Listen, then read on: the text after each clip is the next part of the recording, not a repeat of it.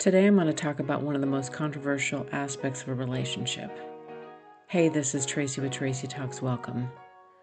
I released a special Mother's Day episode on YouTube. I talk about navigating Mother's Day when there is estrangement from your kids and you don't have them in your life. The link is in the details. Head on over and check it out. And can you hit the subscribe button for me? Thanks. As much as we like to focus on these big, important topics about relationships, we can spend time focusing on the big ideological differences, religious differences, these big hot topics.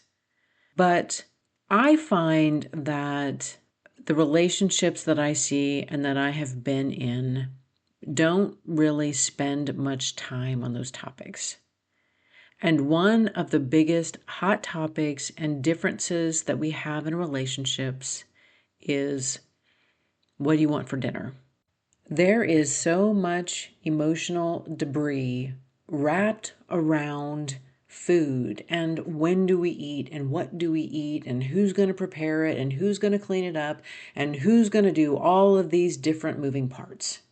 Today I want to focus on this and I want to share a few things just to think about and to ruminate about and look at how do you focus on food and how important is it for you in your relationships.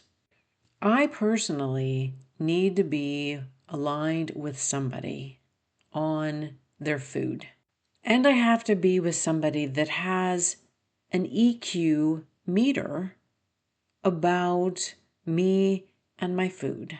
And I know some of you are probably thinking this really isn't that big of a deal, that food is and should be this topic that, you just gradually work it out and it'll be okay. And it doesn't matter if you have differences.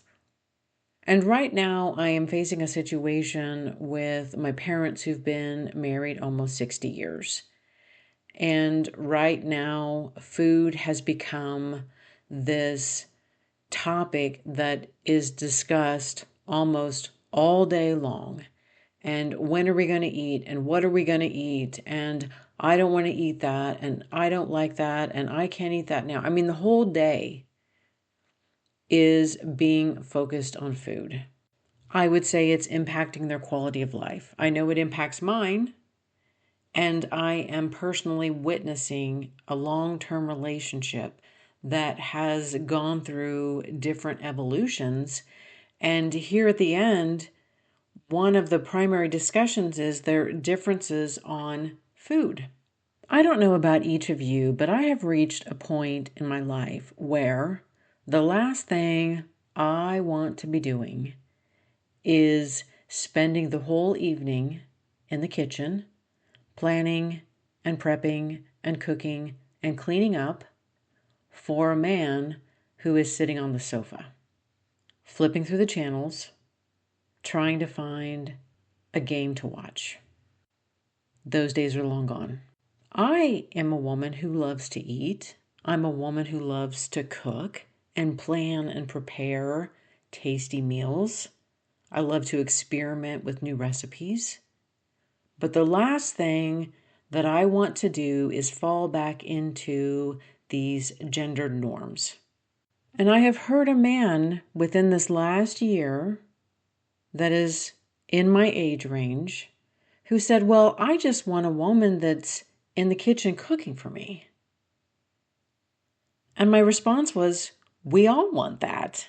I want that too. I want somebody who's going to be in the kitchen, who can just prepare me a meal, and it'll all be cleaned up. Like, who doesn't want that? And as a single person now who would be interested and open to a relationship, there's still a large percentage of single men who have an expectation that the woman is going to cook, she's going to plan, she's going to decide it, she's going to clean it up, and that you, being the man, get to critique her skills. And if you haven't done any of the planning and preparing and the cooking and the cleaning up, you don't get to critique my skills. And then I'm going to bring in this conversation of what are we going to have for dinner? And that there is so much charged energy around this question. As a woman, I understand that I have complex layers of emotions that are tied to food and eating and what I'm going to eat and how much I'm going to eat, depending on who I'm with. And there's still a lot of men out there who make these unnecessary comments about food choices and amount of food and how much am I going to eat, and well, we can't eat there because it's really costly and it somehow makes us feel like we're not worth it. And there's just so many layers that are wrapped up in this conversation of food. And when it is a night that both of us have decided that we're going to go out, men will often ask, what do you want for dinner? And this general feeling comes up and it's like, I don't care. And a lot of times I don't care. But then there's times where there is so much that's wrapped up in this suggestion that I make. And I don't think men understand that this is more complicated than they know that it is. There's times where I really do want to go somewhere, but I don't want to hear you complain about it because I know you're not going to like it and you're not just going to find something. There's times where I do want to go somewhere, but I know you really don't want to pay that and that you're going to complain about it, and then you're going to be upset and irritated because you're having to spend more than you want to. There are times where, you know what, I just want the freedom to eat whatever I want without the glaring eyes and judgment of a man. And I don't name that restaurant because I don't want to deal with your attitude and with your judgment of me. And then there's this phase where I've reached with relationships where it's a longer term relationship.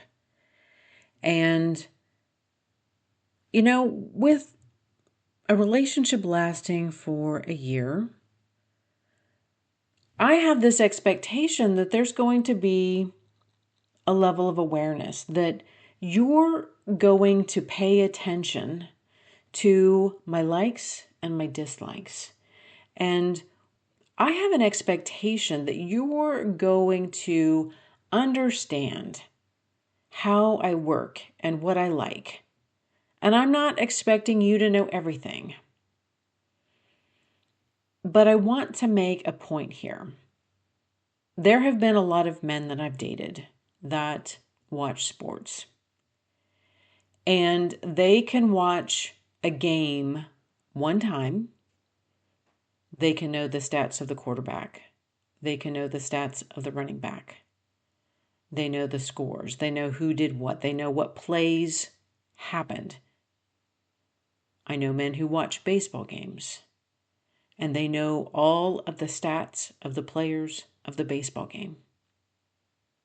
And yet, you have eaten dinner with a woman, or at least on a regular basis with a woman, and you can't pick up on her facial cues.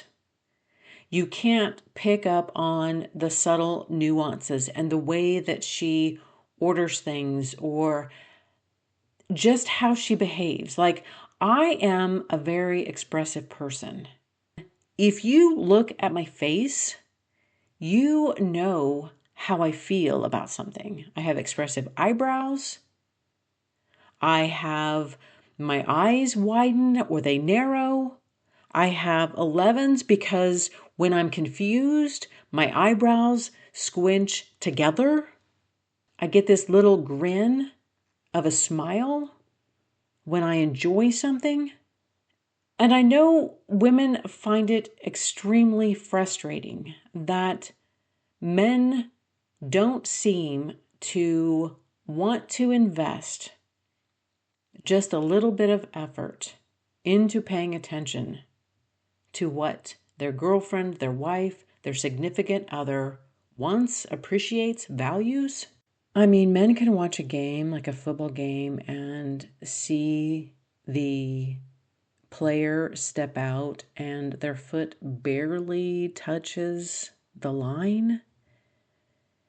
And yet you can't pay attention to the cues that the woman that you sit across from every night, you can't pay attention and understand her cues. I also don't think that men realize how valuable the phrase, "I've made reservations" is, or "I've planned dinner." Those words alone are like hitting the lottery for a lot of women. Like for me to not have to figure out what we're having, how it's going to get prepared, who's going to have to clean it up, it's like we won the lottery. And a lot of this is coming from, again, seeing my parents reach this place in their life where there is freedom to do what you want, to go where you want, to experience what you want. And then so much of the daily focus and the discussion has been about food. And I'm thinking, why haven't we learned to navigate past this? Why is this still such a charged topic? Like, forget about it. It doesn't matter. It doesn't matter. Are you getting nourished? Do you have options? Then why are we spending so much time trying to figure out and plan and prep? And the next time a man says to me, "Well, I just want a woman who's in the kitchen and she's preparing dinner every night," I'm going to say, so do I. This is not my God-given role to be in the kitchen. I happen to enjoy cooking, but I don't owe you dinner every night. It's not my lot in life to cook for and feed a man. And I want to end with this one thing, that the fastest way to my heart and to single women that I know is either saying, "I've made reservations, we can cook together, I will help you clean up." Any of those phrases is going to help create a connection.